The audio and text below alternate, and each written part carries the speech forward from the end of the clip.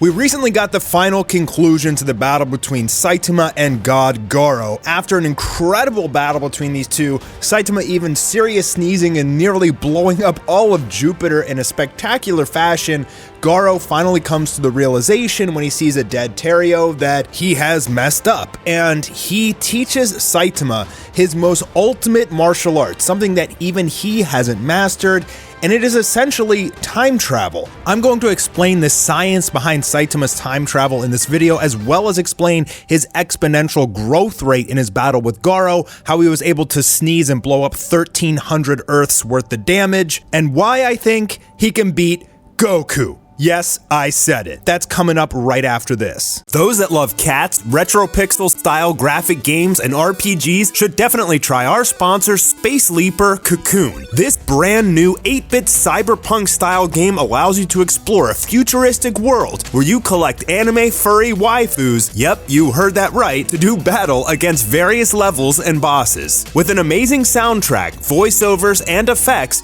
it's easy to jump right in and begin to level up your leapers, each with unique looks and styles. Assemble your team and then traverse the campaign, where you can even put the game on autopilot to continue leveling while you're idle. The fun in the game truly comes from its visual appeal and the surprise of collecting new furry waifus from your Gene Collider to add to your team. Your characters have energy bars that unleash powerful abilities when full. Complete tasks to upgrade your gear and change your waifu's look. Pre-register now to get 200 diamonds and 10,000 Leaper coins. The more players that pre-register, the bigger the rewards will be. Use my link to pre-order on the Google Play Store and the App Store so that the game will automatically be installed as soon as it goes online. This also helps support my channel. Yes, not only can Saitama literally just sneeze and blow up about 1,000 Earths worth of damage, but he can fly in space by farting, and he can now time travel, or at least we're not 100% sure at this current stage whether or not he's going to be able to remember how to time travel,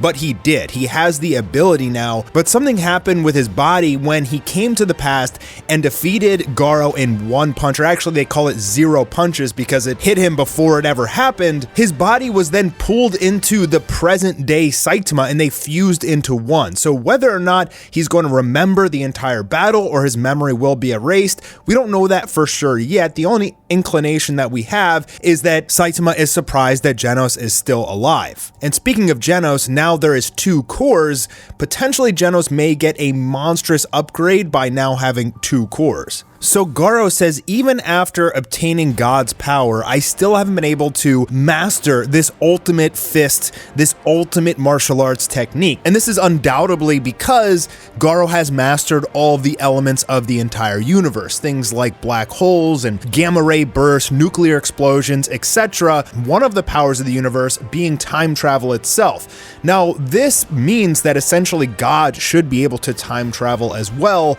but that's probably a video for another day. God wants to take Garo's power back, and he starts to turn into salt. So he tells Saitama to concentrate, and Saitama begins to copy and replicate Garo's ultimate martial arts technique, which Garo says, if anybody can copy and use the power of God without taking it, it's you. So then we get this narration that says the two of them were imagining their own inner universes, particles and antiparticles generated in pairs by Garo's intense cosmic rays. As each subatomic particle began moving in opposite directions, they began to imitate each other's movements, when all the subatomic particles within Saitama did this. So this martial arts seems to be on a subatomic level. And essentially this is a way to travel through time by yourself, I think, without ruining or distorting the current universe that you're traveling from. So we don't have 100% confirmation yet, but it appears that we're getting into multiversal theory. Essentially, like the Avengers, there's going to be a bunch of parallel universes, broken timelines, and things of that nature, which would also explain why there is another Boros. This is probably Boros from another timeline, one that Saitama didn't destroy.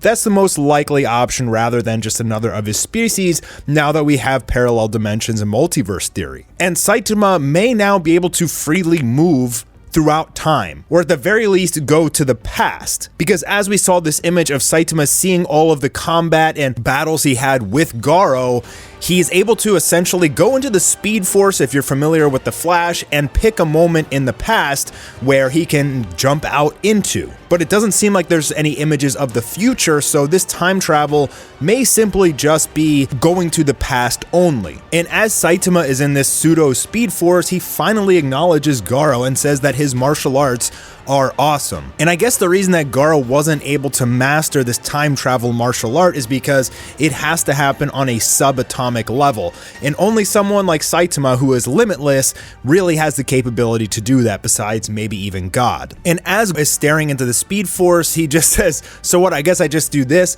and he punches Garo at the moment when he conceived God's power. When Garo is looking up and says thank you to God for giving him this ultimate power, becoming the absolute evil, Saitama's punch comes from the future and KOs him in one punch. So it was a punch that essentially was never thrown, to which they say it's reversal of causality, which is the idea that an effect can happen before its cause. And the reason that this one punch was able to KO Garo, who we had seen take hundreds of serious punches to the face, why did this one punch take him out? Well, it's because Saitama had grown exponentially on their battle on Jupiter. A punch that abnormally powered up on the moon of Jupiter went back in time and landed before it was thrown. And we actually get an explanation as to how strong and why Saitama got so insanely strong in the battle with Garo. And it's also thanks to this power scaling graph that we got to see. You can see at the beginning of the graph, their powers were almost equal. I mean, Saitama was only slightly stronger,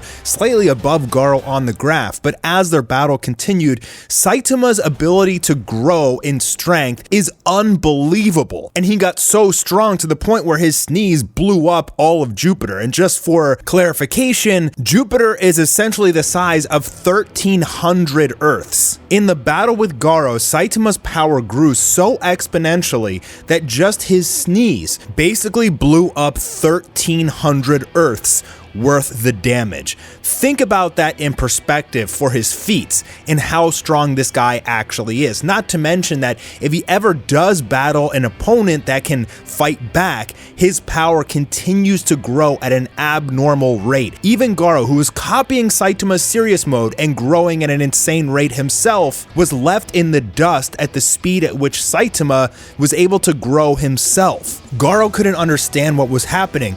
Every time Garo countered Saitama with a punch with just as much power as Saitama's next punch would hit even harder. And the narrator says, his rate of growth, which had gone unnoticed by anyone since there was nobody even remotely on par with his strength, suddenly began to soar exponentially due to an upsurge of emotion like none had ever experienced. The only one on a level to be able to observe Saitama's growth, which is Garo, was getting completely left behind. And then there was no longer anyone left to measure what level Saitama's strength had reached. So in the battle with God Garo, Saitama's power went up like, 100, 200 fold or something like that.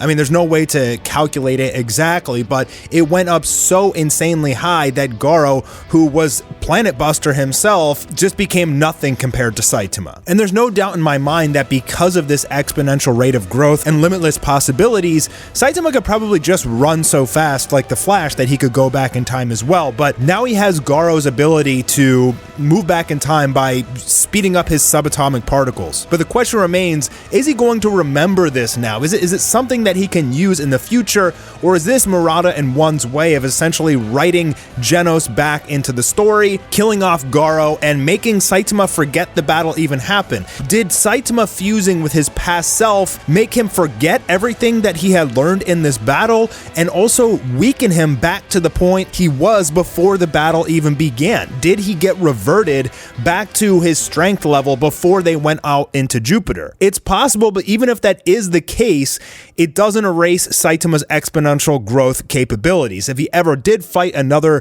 opponent even stronger than Garo, he would eventually just grow past them. He would unlock more of his limitless potential and get back to that point in no time. Which is why, in my opinion, based on this evidence from the most recent chapter, that Saitama would beat Goku. It doesn't matter how strong Goku is. What this chapter told us is that it doesn't matter who Saitama is fighting, his rate of growth will grow so fast fast that he essentially cannot lose to anyone, including Goku. That's it for this video. I hope you guys enjoyed it. Check out Space Leap or Cocoon with the link in the description, and I'll see you guys on the next One Punch video.